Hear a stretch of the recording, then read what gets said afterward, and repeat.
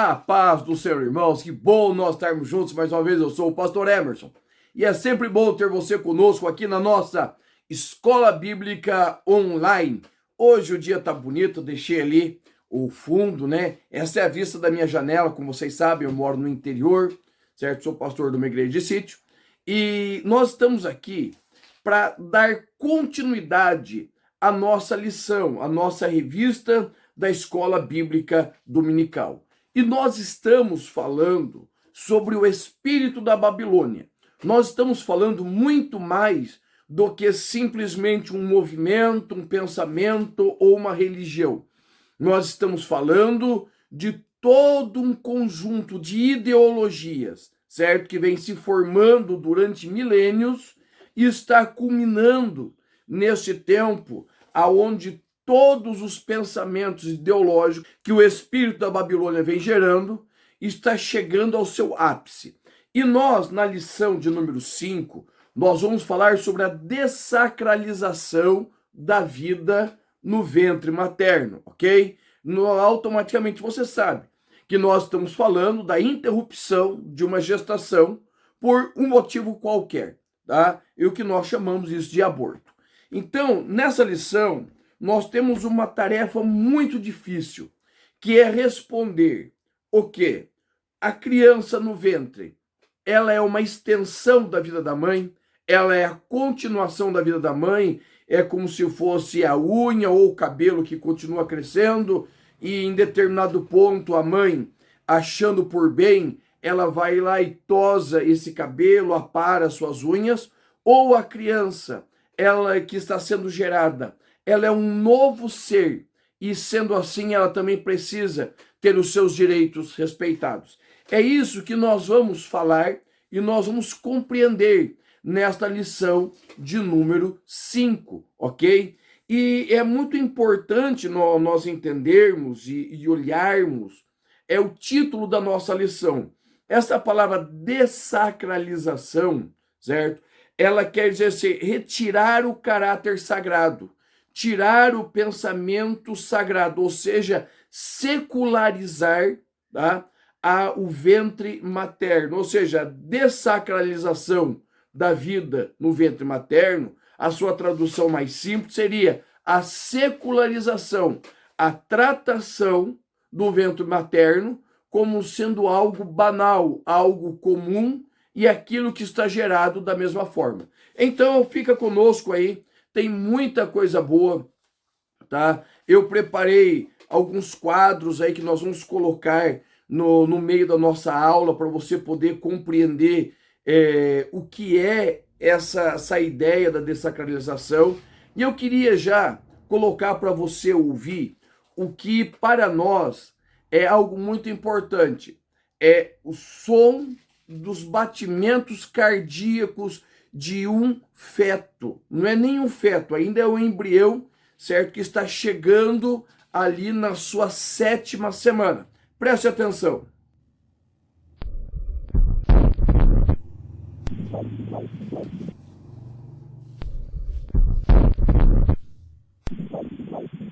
Este é o som da vida. Este é o som da vida acontecendo dentro do útero materno, ok? O nosso textuário, ele vai dizer assim: eis que em seu ventre conceberás e darás à luz a um filho e por-lhe-ás o nome de Jesus. Evangelho de Lucas, capítulo 1, versículo de número 31. A verdade prática diz assim: a concepção divina de Jesus Cristo sacraliza a vida no ventre materno e se opõe à cultura da morte infantil intrauterina do presente século. Ou seja, quando Cristo nasceu, ele asseverou algo que o Senhor já dizia lá atrás, no livro do Êxodo, capítulo de número 21, que ele vai dizer assim: aquele que ferir uma mulher, esta estando grávida, e esta vier a abortar, este será morto. Ou seja, o Senhor já resguardava a vida. E é neste ponto que nós compreendemos.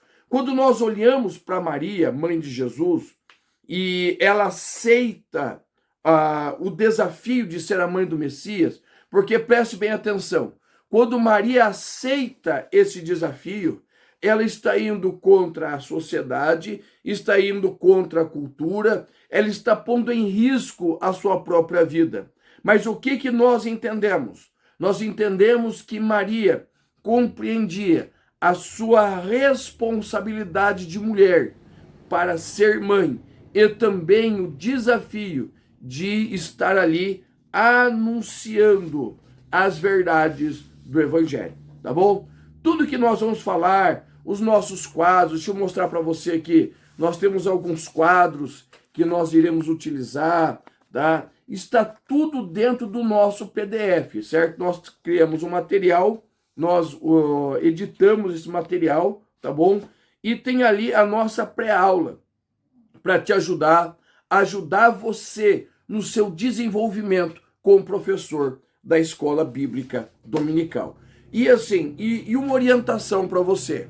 Lembre-se que quando você vai ministrar a sua aula, nem todos os irmãos e irmãs que estarão na sua sala nasceram em berço evangélico, tiveram um casamento com princípios bíblicos. Muitos deles vieram de uma vida tumultuada, vida difícil. Então, quando você for ministrar a sua aula, se lembre de ministrar com carinho, com graça. Nós vamos tocar em pontos difíceis dentro desta aula, mas lembre de sempre usar a misericórdia, a graça, não acuse e traga uma atmosfera de graça e misericórdia, lembrando que o Senhor nos perdoou para termos uma nova vida, uma nova vivência em Cristo Jesus, tá bom? Então vamos lá. O nosso primeiro tópico diz assim: a concepção de Cristo.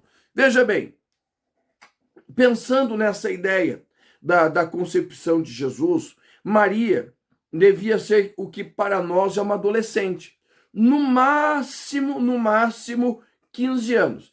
E por que nós defendemos esta ideia? Que Maria tinha no máximo 15 anos. Preste atenção em duas informações que eu vou passar para você. Primeiro, o rapaz, quando ele se tornava adulto dentro da cultura judaica, lembrando que dentro do judaísmo, certo, da cultura judaica, não existe adolescente, não existe juvenil nem jovem, tá?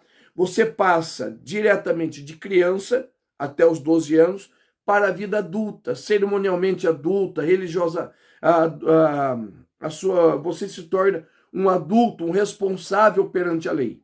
Então, quando o menino ele está perto dos 12 anos, ele vai passar pelo seu bar mitzvah, que é um rito de passagem, e aquele menino vai ser chamado de filho do mandamento, filho da lei, ou seja, ele já é legalmente responsável, tá? E o que vai acontecer? Ele tem a obrigação de trabalhar, ele vai ser treinado tanto dentro da lei quanto dentro do serviço, e ele vai ser preparado para ser um marido, certo? Isso ele com 12. E a moça, quando que ela é tida como mulher dentro do judaísmo? A partir do seu primeiro ciclo menstrual. A menina está vindo, ela teve o seu primeiro ciclo menstrual, ela já é considerada uma mulher perante a lei. E o que acontece? Quais são os trâmites? A partir desse primeiro ciclo menstrual, ela já pode ser desposada. O que isso quer dizer? Que a partir desse momento, ela já pode ser pedida em casamento. Lembrando que na cultura judaica, na cultura do Oriente Médio até hoje, não existe o que nós chamamos de namoro e noivado. Não existe, tá? Não existe.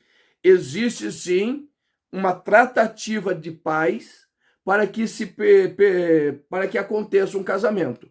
Ou seja, Maria, quando ela é tida como mulher cerimonialmente, já foi tratado o casamento entre ela e José. Quem era José? José era o carpinteiro de Nazaré.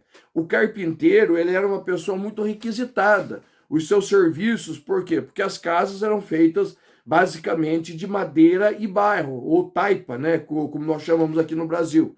Então, Maria, ela já havia sido desposada.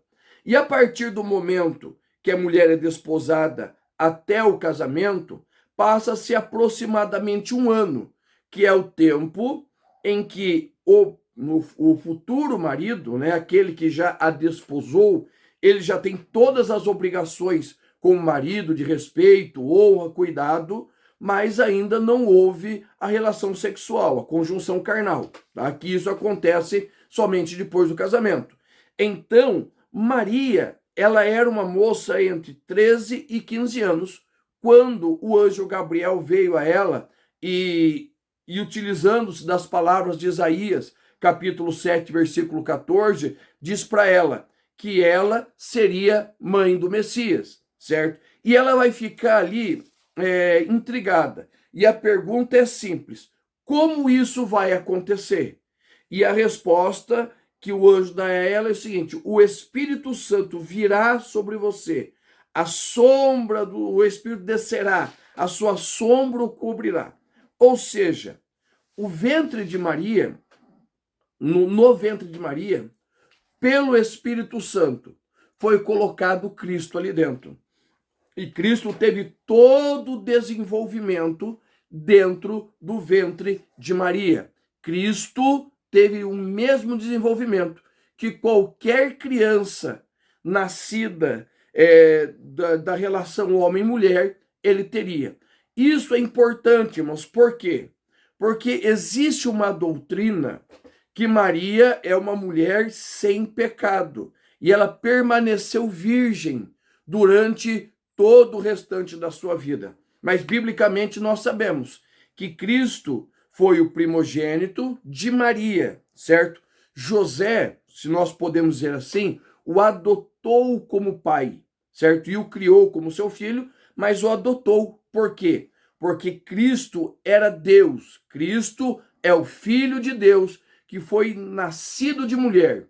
Então, na plenitude dos tempos, Deus enviou seu filho nascido de mulher. Porém, Maria, precisamos compreender que Maria não era sem pecado. Maria era pecadora, segundo Romanos, capítulo 3, versículo 23. Mas Cristo, como de um cordeiro imaculado e incontaminado, o qual, na verdade, em outro tempo foi conhecido antes da fundação do mundo, mas manifestado nesses últimos dias por amor a nós. 1 Pedro, capítulo 1, versículos 19 a 20. Ou seja, Maria, pecadora, veio com a semente de Adão. Cristo não teve a concepção normal de um homem. Cristo é Deus.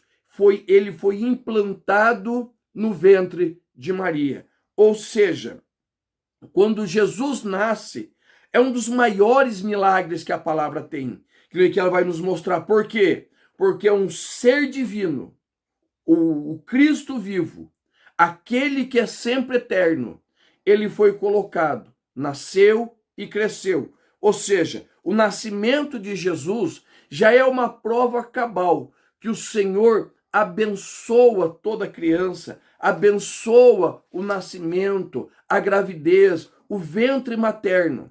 É um lugar santo e sagrado que precisa ser cuidado e honrado. Então, quando nós olhamos para Maria, né, muitos cristãos, muitos protestantes, eles não dão o devido respeito a Maria, mas eu respeito muito ela, porque ainda uma jovem, ela tomou a decisão de que o projeto de Deus acontecesse dentro da sua vida, dentro dela. O projeto de Deus se iniciou, certo? O projeto chamado crucificação. Então é importante, irmãos, nós termos isso em mente. E outra coisa, todo nascimento é um milagre. Todo nascimento é um milagre, ok? Não na mesma extensão do milagre de Cristo, mas todo nascimento é um milagre, porque junta-se um óvulo com um espermatozoide, e ao eles se unirem, quando o espermatozoide ele penetra ao óvulo, o que acontece? O milagre da vida se inicia com a fecundação. E é isso que nós vamos falar no nosso segundo tópico, que nós vamos falar sobre a cultura da morte, tá? Mas antes de nós falarmos sobre a cultura da morte, eu quero falar para vocês sobre a vida, o milagre da vida. Eu vou colocar para você aqui uma das imagens que está no nosso PDF, e essa imagem ela mostra o quê? O desenvolvimento do ser humano, da criança dentro da barriga da sua mãe. O que acontece? A partir do momento que o homem e a mulher eles mantêm relação sexual dentro do casamento, certo? Dentro do casamento, que esse é o nosso objetivo, tá? A partir do momento que eles se relacionam e esse óvulo é fecundado, 36 horas depois, nós já temos a primeira divisão celular. Esse é o primeiro ponto em que as células se dividem. E vão se dividir em duas. Com 72 horas, nós já temos de 16 a 32 células. Veja bem, olha que coisa fantástica. Com 72 horas, nós já temos aí de 16 a 32 células. E o que vai acontecendo? A partir disto, nós vamos ter um crescimento exponencial do feto. Quando nós chegamos aí na terceira semana, nós já temos um feto, lógico, a princípio ele é microscópico, tá? Mas ele já começa a ter forma.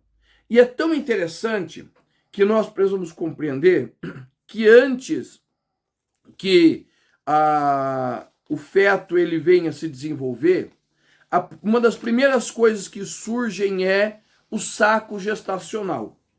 O que acontece no saco gestacional? Existe uma proteção para o feto, para aquele embrião que está se desenvolvendo. Por quê? Por que a mulher passa mal, ela tem enjoos no começo da sua gravidez? Porque, a princípio, o corpo ele entende que aquilo que está se desenvolvendo não é parte da mulher. Veja bem, então nós já respondemos uma das perguntas. A criança, o feto, o embrião que está se desenvolvendo, ele é parte da mulher? Não, não é parte da mulher, certo? Ele não faz parte do corpo da mulher para que ela possa decidir o que fazer ou não. Aquela criança, aquele embrião ali, ele precisa ser envolto por algo que nós chamamos de saco gestacional. Esse saco gestacional, ele vai fazer o quê? Ele vai proteger aquele embrião, vai proteger o feto e também vai permitir que ele comece a se alimentar daquilo que a mulher tem para lhe oferecer. Então, o que acontece? Nessas primeiras semanas, vamos voltar ao nosso quadro aqui.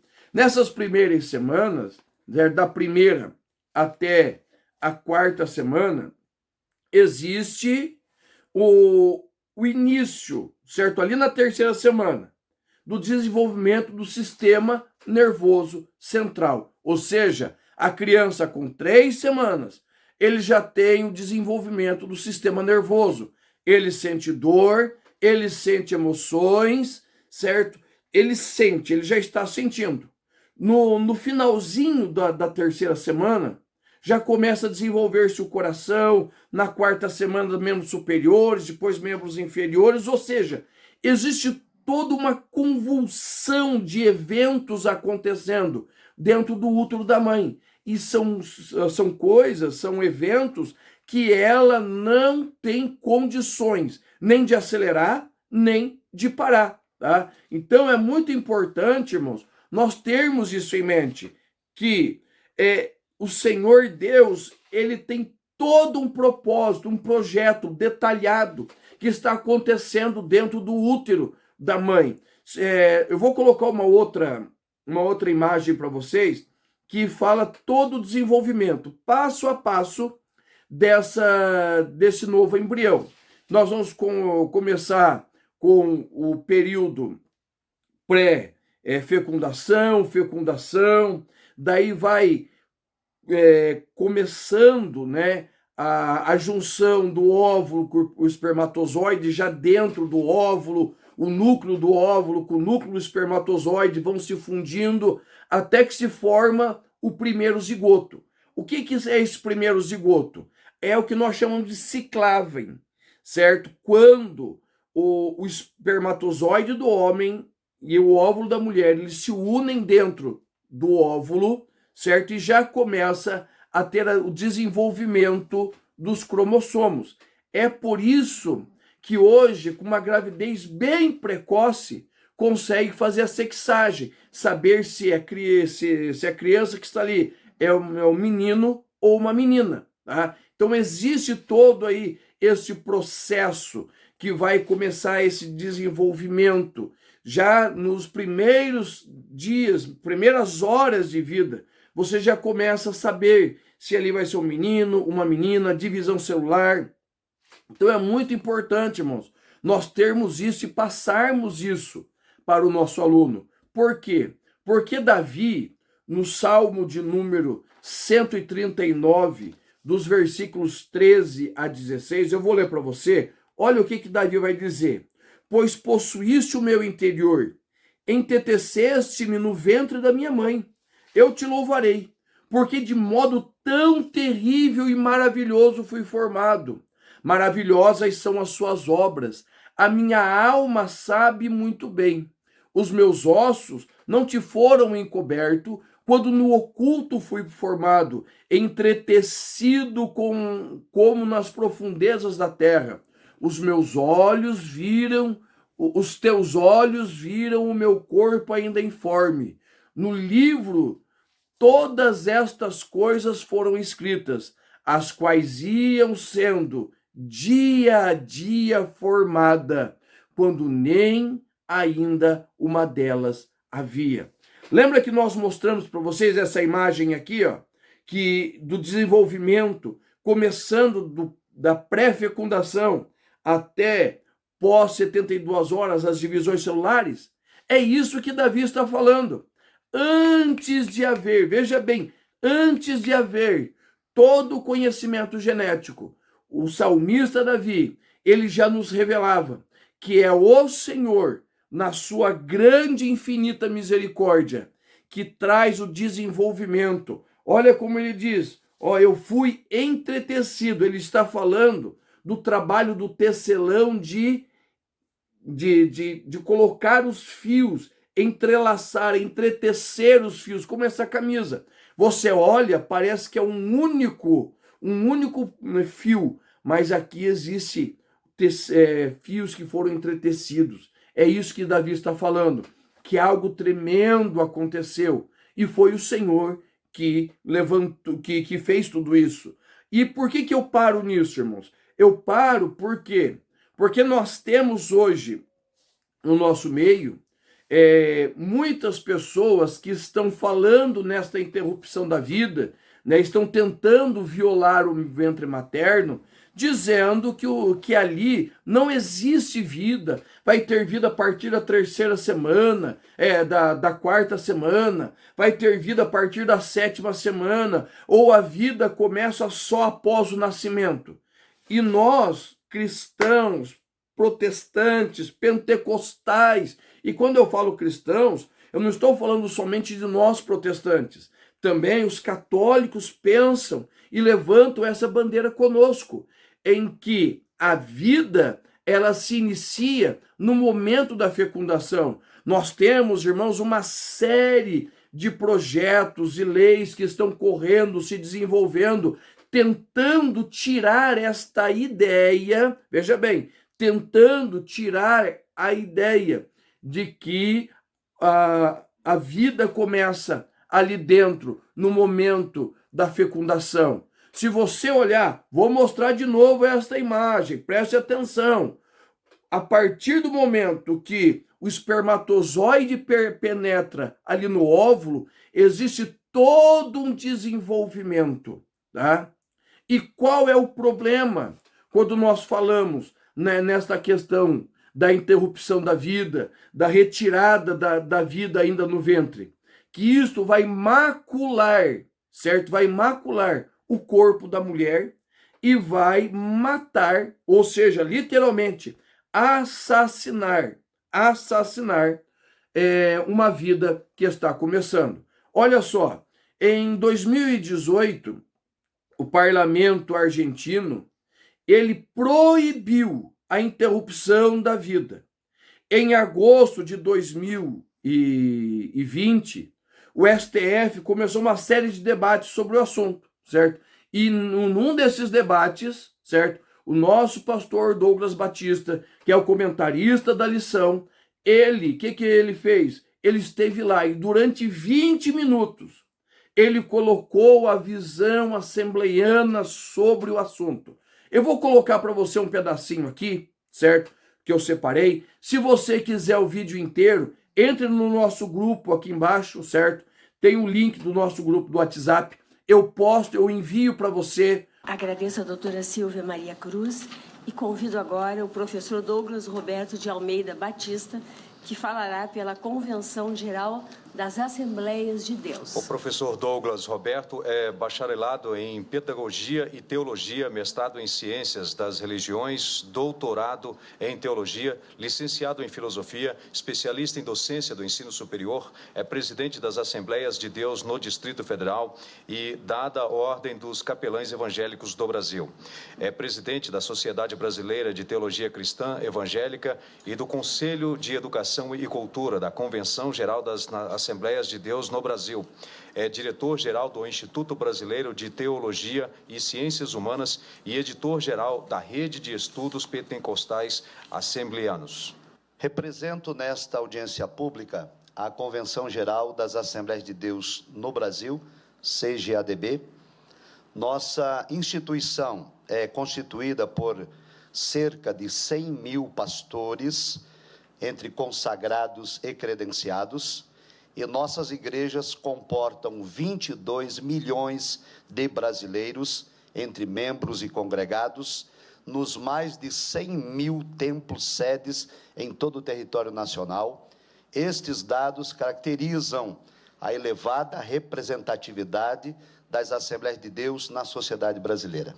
Não existe, ministra relatora Data Vênia, preceito fundamental para matar inocentes. O preceito é pelo direito e pela inviolabilidade da vida. Em segundo lugar, esta DPF não merece prosperar porque o abortamento está em desacordo com a moral razoável dos brasileiros.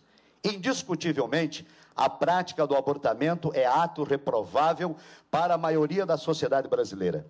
Revela o censo de 2010 que mais de 85% dos brasileiros professam a fé cristã. E o ato de tirar a vida de outrem, seja de um embrião, feto, criança, jovem, adulto, idoso, saudável ou doente, é atentado à lei da ética e da moral cristã, pois viola o 6º mandamento do Decálogo Bíblico, que diz: não cometerás assassinato. Portanto, o eventual deferimento do pedido dessa DPF, no sentido de autorizar legalmente o assassinato do ser humano no ventre da mãe até a 12ª semana da gestação, se tornará um desrespeito e uma afronta à considerável parcela da sociedade brasileira, pois os dados maquiados dos defensores do abortamento não são passíveis de comprovação, e o tema em debate está em discordância com a moral e a ética do povo brasileiro. Salienta-se outro sim, que não cabe a esta Suprema Corte alterar a conduta moral do povo, sobretudo em violar o direito à vida, em descumprimento ao texto constitucional.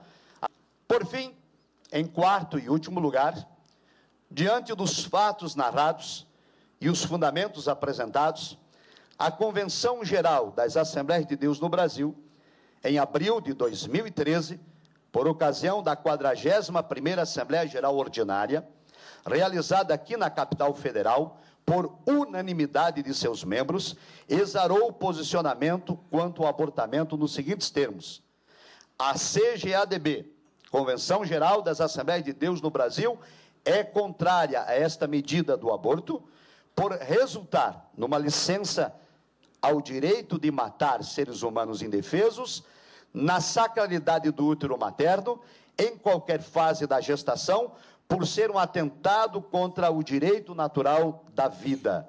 A palavra de Deus diz: e não matarás o inocente. Êxodo capítulo 23, versículo 7.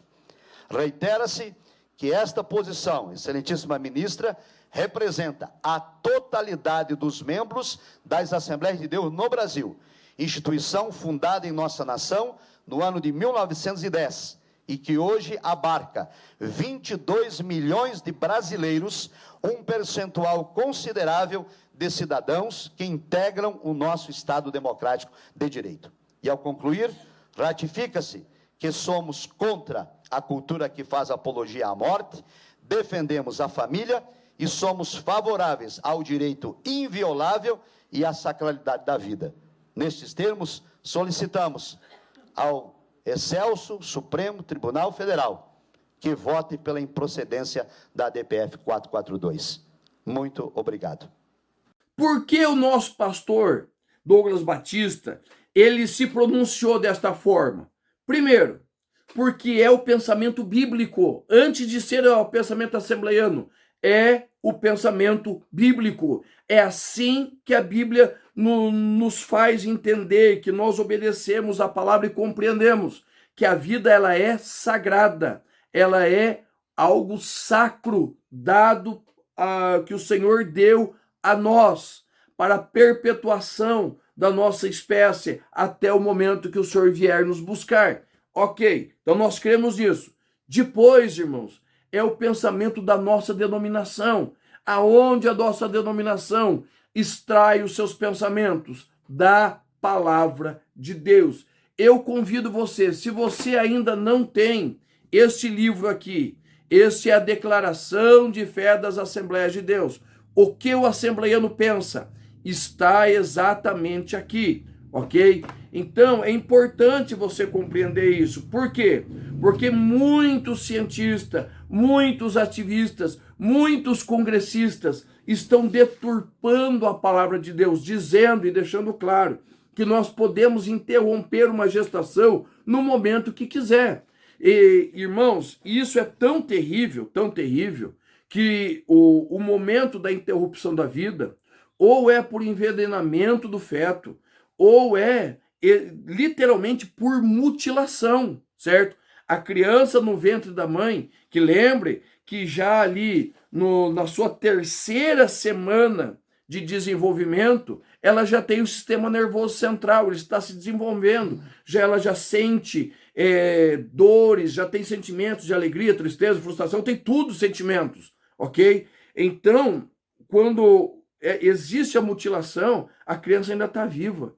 E eles vão tirando por pedaço, entra com tipo uma tesoura e mutila a criança, depois suga a criança. Existem sistemas de raspagem, as coisas mais terríveis do mundo. Mas preste atenção no que a palavra de Deus nos diz, Isaías capítulo 5, versículo de número 20. Ai dos que ao mal chamam bem e ao bem chamam mal, que fazem trevas luz e luz fazem trevas, que mudam o amargo em doce e o doce mudam em amargo. Isaías capítulo 5, versículo 20. Este ai é um ar de dor, de pesar. O Senhor julgará, veja bem, o Senhor julgará quem pratica tais coisas, quem defende, quem apoia.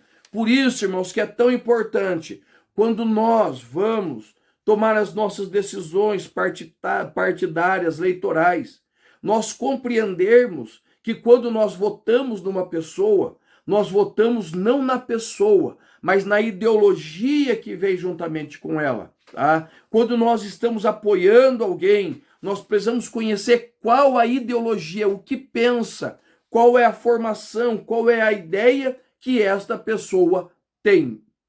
E isto, irmãos, é algo que está dentro da palavra.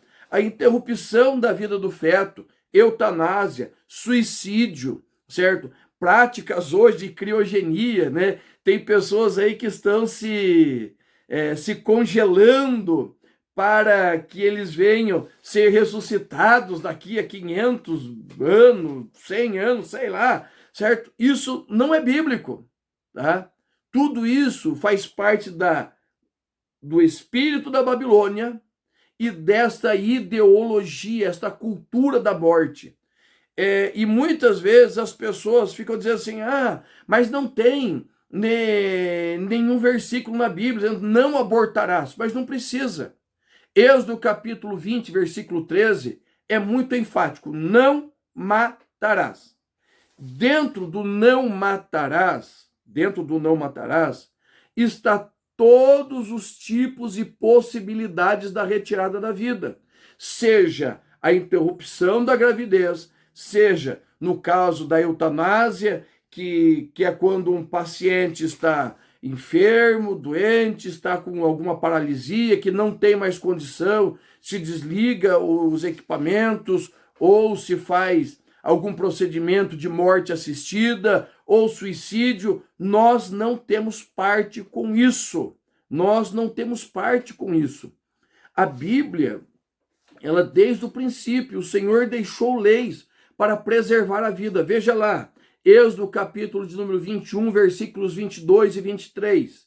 Se algum homem pelejar e ferir uma mulher grávida e for em causa que aborte, porém, se não houver morte, certamente aquele que feriu será multado conforme o que lhe imputar o marido da mulher e pagará diante do juiz. Mas se houver morte, então dará vida por vida. Ou seja, se de alguma forma alguém tirar a vida de uma criança no ventre da sua mãe, veja bem, bem claro, no ventre da sua mãe, certo? Este dará vida por vida, tá? Então, irmãos, nós precisamos entender isso, que quando a Bíblia ela fala dessa interrupção, é algo que vai contra todos os princípios divinos. E isso, muito claro, irmãos, é tapar o sol com a peneira. Por que tapar o sol com a peneira, irmão Emerson? Porque o grande pensamento nosso não deve ser a questão da interrupção. Por quê? Porque a gestação só deve começar dentro do casamento. Entendeu? Quando a gestação começa fora do casamento, já começa com um passo errado. Já existem muitas pesquisas, levantamentos de dados, que deixa claro que a grande maioria dos abortos, das interrupções que são feitas, são por causa do quê? Por causa de sexo fora do casamento, sexo antes do casamento. Se nós formos para os Estados Unidos, o problema de interrupção de gestação por causas de má formação do feto ou violência sexual é mínima. A grande maioria das interrupções é por causa de relações sexuais fora do casamento. Ou seja, para aliviar a barra de um, nós matamos outro. Então, irmãos, é muito importante nós compreendermos e entendermos que a vida ela é sagrada. E este é o nosso terceiro subtópico, a sacralidade da vida. A vida ela é sagrada desde o seu princípio. Por quê? Gênesis 2:7. Quem dá o fôlego de vida é o Senhor. Eclesiastes 12:7. Para onde volta o fôlego de vida, o espírito de vida? Para o Senhor. Ou seja, irmãos, nós precisamos compreender que a vida ela é mantida pelo Senhor. É o Senhor que mantém, é o Senhor que cuida de nós. E isto fica muito claro, Êxodo 23, livro de Êxodo, capítulo 23, versículo 7. Está registrado: não matarás o inocente. O inocente é aquele que não tem como se defender. A vida é sagrada. O ventre materno, irmãos, todas as vezes, ontem mesmo, nós recebemos uma notícia que os amigos nossos estão grávidos. Se você visse a alegria deles ao nos mandar a mensagem e a nossa alegria ao receber a mensagem, por quê? Porque a vida é um presente de Deus, é Deus presenteando o seu povo. Então nós precisamos nos alegrar e entender que é o Senhor que dá a vida e somente Ele pode tirar. Então nós defendemos, reiteramos, se é legal ou ilegal, se a sociedade aceita ou não aceita a interrupção da gestação. Nós continuamos levantando a bandeira ensanguentada do Calvário e dizemos: o ventre é sagrado, o ventre materno e aquilo que está sendo gerado dele é presente de Deus e é sagrado, tá bom? Espero ter te ajudado, tá? E eu te espero na nossa lição de número 6.